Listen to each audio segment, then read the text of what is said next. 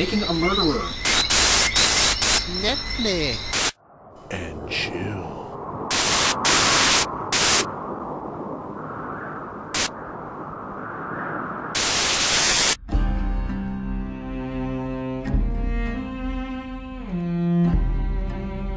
Hey!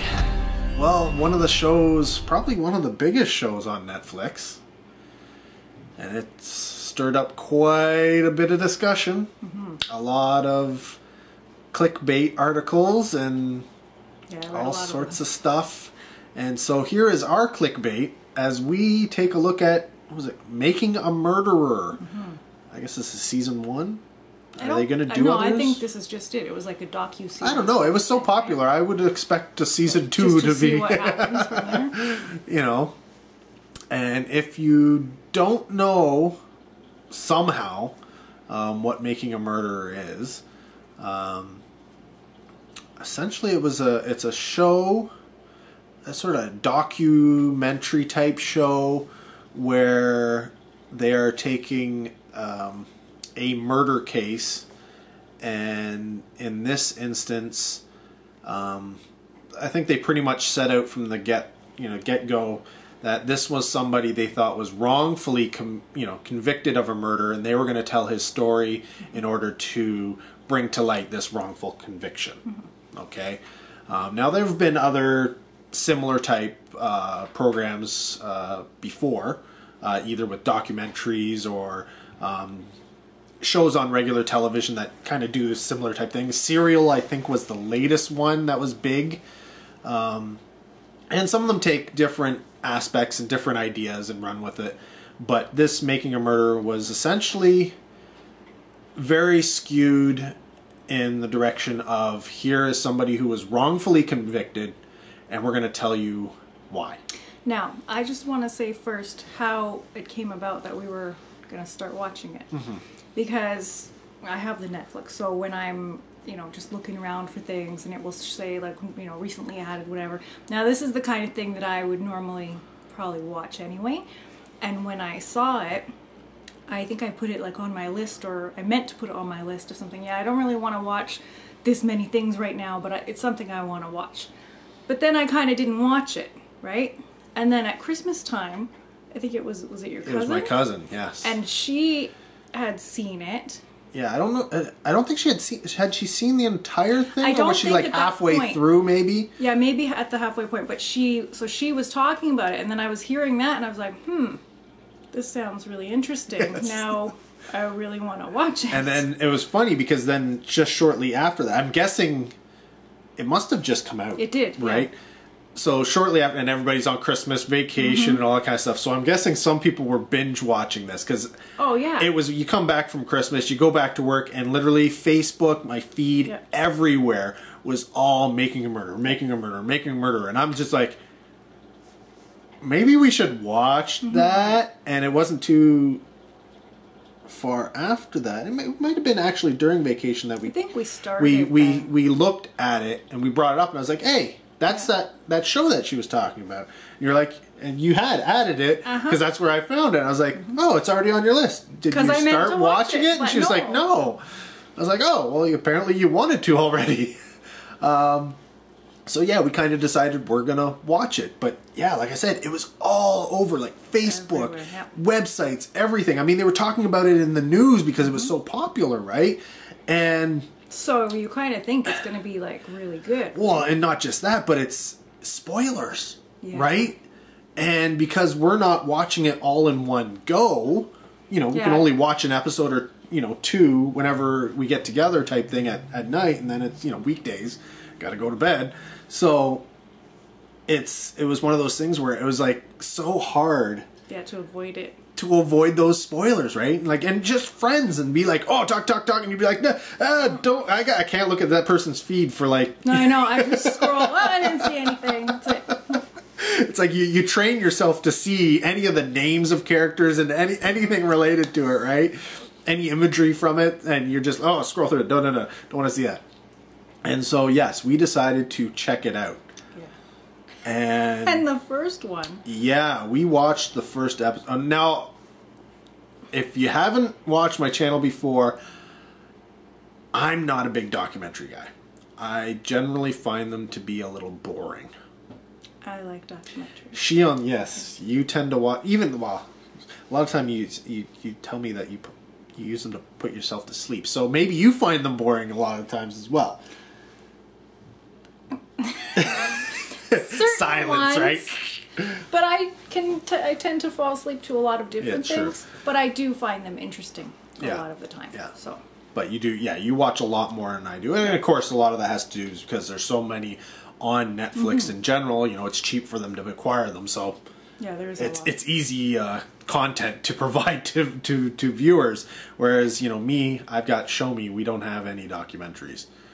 So, Glad I don't have that. well, no, there's actually maybe one or two, but they're like the big ones, right? So we watched the first So episode. we watched the first and one.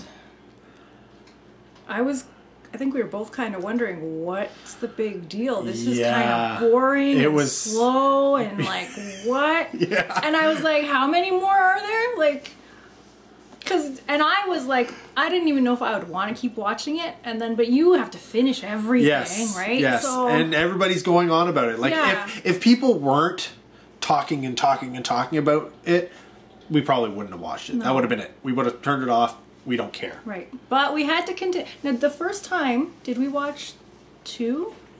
I think we thinking we watched watched two. and they were both Not Pretty- that great. pretty boring. But then at the end of the second one, I think there was like something that kind of was like A little oh, bit. You by okay. the end of the second one, you were kind of going, Yeah.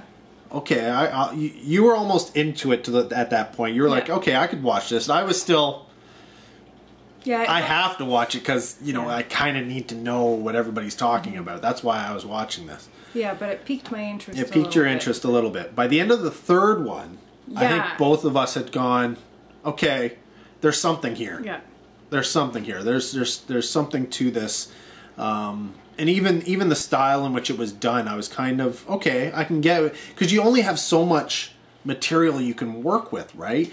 And essentially what they're doing is trying to mix new interview footage with old interview footage with television footage, and one of the big things in this is recordings, telephone recordings, because there's apparently a lot of telephone recordings going on between these people. And so somehow these documentary filmmakers got a hold of essentially everything. Like everything. And now I do believe a good portion of that is because the families involved gave them as much anything they wanted. They were like, here, take because it, they right? want to prove that he's innocent. Yeah, right. So right. go So ahead. they're looking for any help they can get. And I will say this about the show: we're not stupid. We realize that these documentary filmmakers are trying to tell a specific story, so they're not showing everything. Right. We know that. But you kind of have to make your judgments based off of what you do see in this show, despite anything else, right? And we realize that. And yeah, we watched it to its conclusion. Well, yeah, and then there's a certain part there. I don't know if it was like in the middle of the series or whatever, and it's just like, oh, well, we gotta watch the next one. Yes. You know? Literally, this show climaxes around the middle, where that's Yeah. where the viewers really get into it, and they're like, "Oh my god! Yeah. Oh my god! I oh can't my believe God." this just happened. I can't. You know? Yeah, I can't believe that wait now happened. to I not can't watch believe the that next happened. one. Yeah. And so yeah, you watch it through, and we're obviously, you can tell we're trying no spoilers, because there is a possibility that one of you out there has not seen this It's a very yet. slim possibility. Very slim, but not everybody has Netflix, right? That's so true, and not I wouldn't have been everybody- able to see it No, right. otherwise. So And not everybody is maybe interested in that anyway. no, You know. no. Though I mean, honestly, like I'm sure there's a lot of people who wouldn't have had any interest, like myself, who watched it simply because it was everywhere. Because probably what would have happened is I would have ended up watching it, maybe got You to would like have gotten to episode 3, right? And yeah, then I 3 or would have been 4, like, and oh, then, Rob. yeah, you gotta watch this. Yeah, that's what probably would have happened. Then you would have been griping about having to watch the first 2 episodes again. Yeah. But the story, we'll give you a little brief thing about what is involved in this case. Essentially, there is a young gentleman at the time who is arrested for I guess, a rape and murder of a woman. No, just rape. She survived. Oh, yes, she was alive. Because she testified or whatever. Yeah. Yes. For a rape of a woman. And he was convicted, essentially, on her testimony. And anything revolving, yes, there is some sketchy stuff about that, but you could probably pull that kind of sketchy stuff on almost anything if you really wanted to. But the big thing about that was eventually somebody else confessed, and the cops still did nothing. So he was in jail for 18 years. 18 years on a 18 years. wrongful conviction. And so he eventually, somebody manages to get him out, and it's overturned. He's not guilty of something he never did, and everybody's on board with that. Yeah. He did not do it. Did they end up finding, was it DNA or something from the other person who confessed?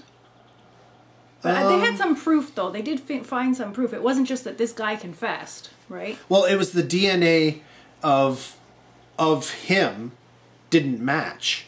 Right. Right? Yeah. Because the DNA testing at the time wasn't up to snuff, essentially. But it got to the point where DNA did not match. And this is one of the problems with, the justice system. Unless you have a reason for being able to, go back to trial or go back to things, it doesn't matter if you didn't do it. Right.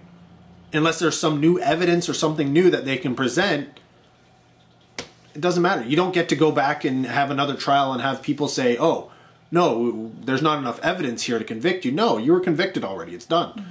But essentially, I guess DNA testing got to the point where they could go, it's not his DNA.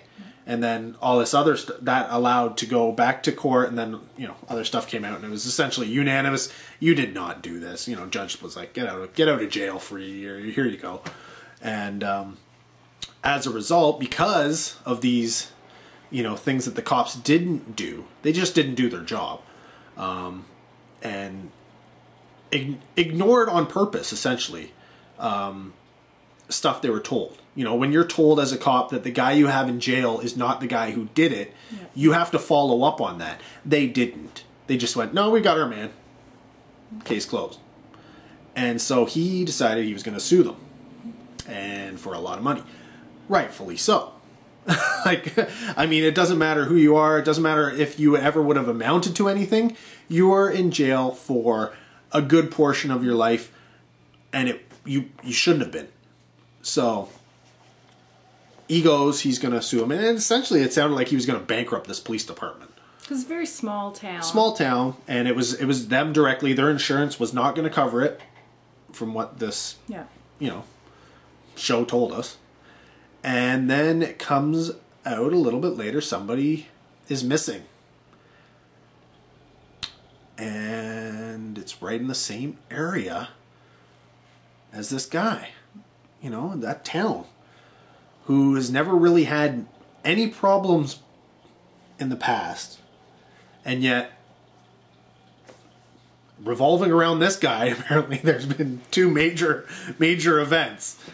And so it comes out, basically, I guess it was search parties and stuff, and they find her vehicle on his property. Yeah. And it snowballs from there.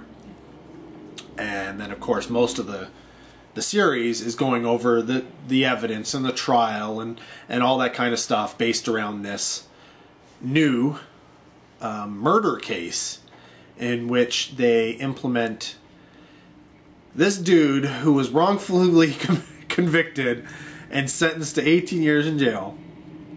And unfortunately, his nephew is also implemented.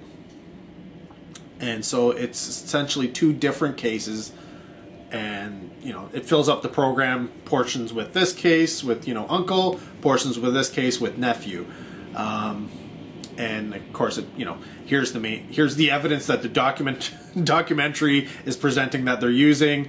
And of course, they're not showing you everything, and how that evidence should, doesn't really meet the sniff test, if you want.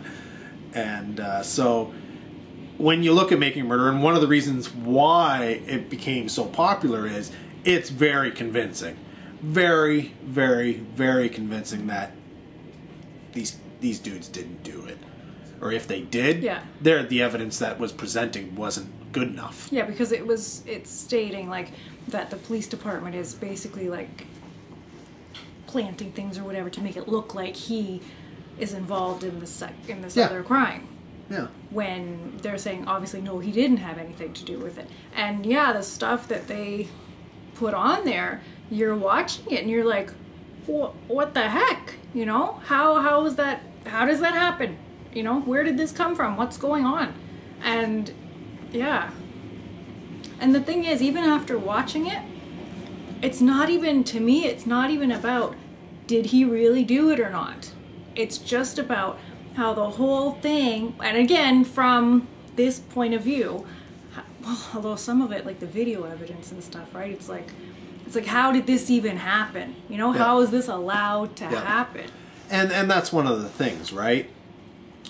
Based off of the evidence that was presented,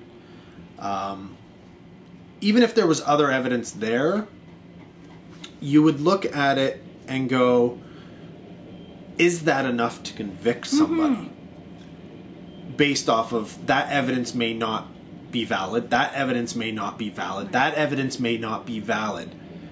And you go, well, it is possible that he did. It is possible he killed this woman. But, as a jury of your peers, I don't know what the laws is apparently where he is. But normally the idea is, at least I think it is in Canada, is if you have the without a reasonable doubt. Yeah. So there is no way to think that he couldn't have done it. Exactly. So if there's even one part of you that thinks, wait a minute, maybe he didn't, that's possible that he didn't. Then you can't. Then you can't, right? So in that mind, it wouldn't matter. No. It wouldn't matter what other evidence was presented, because there was no full-blown evidence there that pointed to he did it. And that's the thing. That's why you're doubting, like you go back and forth and you'll see this and be like, oh, that doesn't look good. But then other things and it's like, well, no, come on, that's not right. So even watching it, you can't think, well, I don't know, I didn't think like, oh yeah, for sure he did it, or, No. And one of the things, and the only person who really brought it up, which was odd, was one of the jurors who had to excuse himself due to family, concerns of some sort. He was the only one who really mentioned, where's the blood? Exactly. Where is the blood? And why was nobody else questioning this? Nobody else is questioning this. Like, if you see, I don't want to get into too much here. We're getting long as it is, but essentially this person has a very messy, he lives in a trailer home, and it's very, very messy. And their whole thing was he killed somebody brutally, several failed attempts, and eventually, and then killed him maybe in a garage even. They weren't really sure. They couldn't really pinpoint it. So there were two locations where this person could have been murdered, could have, may have been assaulted to the point where there should have been blood, and a lot of it. Or even if it was a little. Now we're talking about a guy who's got stuff everywhere. Okay? If you have stuff everywhere and there's blood splatter, okay? Even if it's a little bit, there's no way in hell, I'll tell you right now, you're never going to clean it. Never. I can't even clean the dirt, let alone the blood, out of my place. And because they're, like somebody said, that he would have just cleaned it up. First of all, I don't think that he would have done that great of a job, because I don't think he's thinking like that. And you would notice, right? It's not even that. The only thing you can really clean it up with is bleach. Which is obvious. So if you put bleach down on your carpet and your bed and your furniture and your books and your papers, maybe you know what happens, but color goes away. There's no color left. You've bleached it. But even if he was able to like clean it however he did it, even if he was able to do that, it would look very odd that, oh, wait a minute, all over here is nice and clean, right? Yeah. What about the rest of it? You know what I mean? So mean? he would literally have to clean it all and somehow put it back into a state of destruction. Because he wasn't a clean guy. It wasn't like when you see in a movie and somebody kills somebody in the kitchen and it's nice and clean, you know.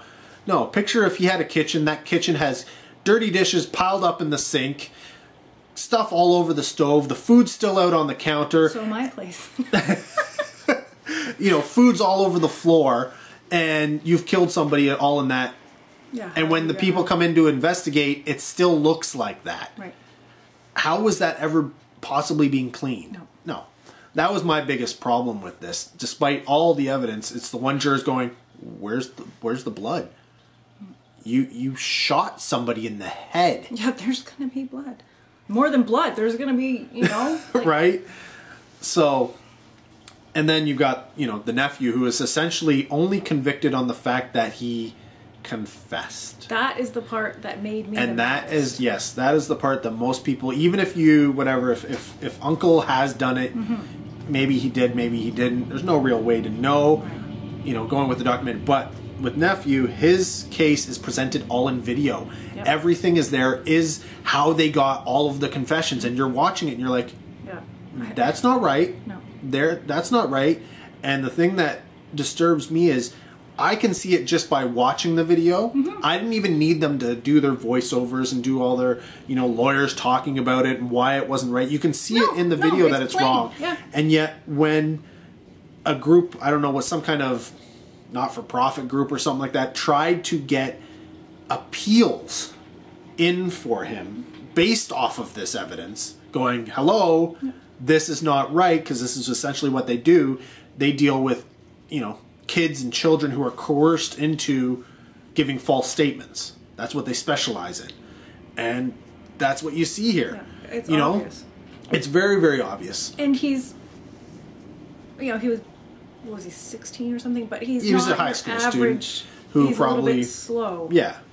You know, he's a little bit slow. He's very slow. Yeah, well, I'm trying to be nice. He's very slow. Yeah, so it's wrong in two ways, because not only, you know, is he young, but then he's obviously slow. Yeah. And, you know, just... To give you an idea of how slow he is, he, during his interview, confesses to murdering somebody and then goes, oh, am I going to be home in time for whatever, XYZ? Yeah. If you're... Okay, if you were an 8-year-old, maybe you'd say something like that. You're in high school. Yeah, you know. If you just said, I killed somebody... You're in trouble. You know... Well, you should know that that's not going to lead to, I'm going home for dinner. That's going to lead to handcuffs and you're going to jail. Yeah, and I think they asked him something about any weapons or something like that. Or somebody said that, and he said that he had his CD player or something, right? And it's like, okay, that's, you know, that's not what they mean, right? And so you just, like, I felt so bad for him watching this. And then no lawyer, no parent, you know, like how is that even possible? Everything about his case was wrong. Yeah. It was so wrong. And yet they used that to essentially make a case. Well, I'm getting on. You have to watch the show. But essentially, what Making a Murderer does is show how bungled all of the aspects about this were. You know, from the investigation to the trial, both trials, and to the eventual outcomes.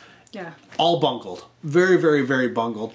And nobody's willing to help these guys, which is why they kind of put this out there, and why you may have been reading about how people were like, oh, President Obama, you got to help this guy. And President Obama's like, I have no jurisdiction. There's nothing I can do. Sorry. You know, and you have to understand the way it works. You know, if it was a federal crime, sure. But it's not.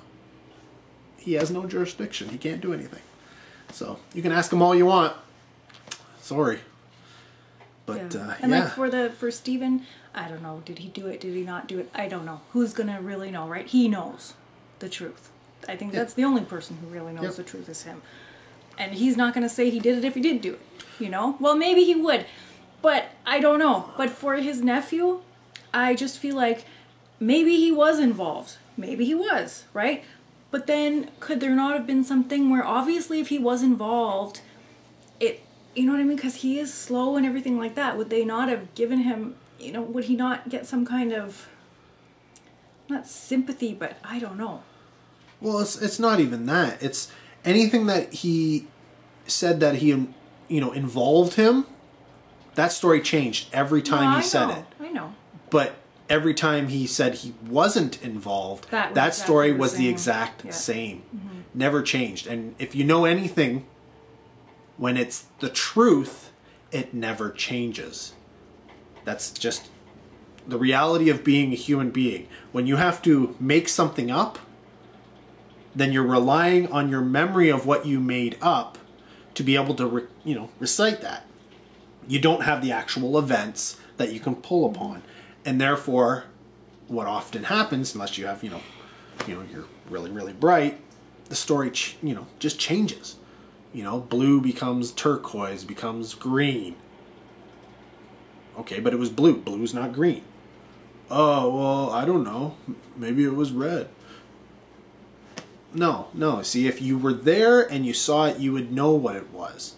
Now, you could be vague in your description, in which case you don't really remember that. Mm-hmm. But for stuff where you're like, I did this, I did this, I did this, I did this, I did this, you did that. That's what you did. If it's the exact same, in the same order, the same times, the same people, the same stuff, every single time you say it, that's what happened. Yeah.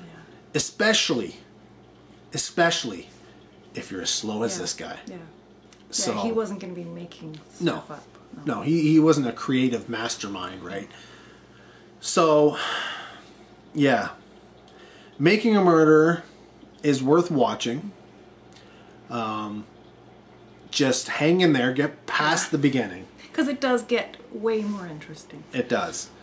And yeah, eventually you will be playing armchair judge, jury, whatever you want to call it. You'll yell at your TV. Yeah, you'll probably yell at your television. Because that's how I felt. I was like, what? So, yeah. Yeah, that definitely got us interested. Got us interested, and that is saying something. Especially for a documentary. For you, maybe. For me. Anyways, thanks for watching. More Netflix-related reviews, synopsis, stuff coming up in another video. Till next time, take care. Have a good one.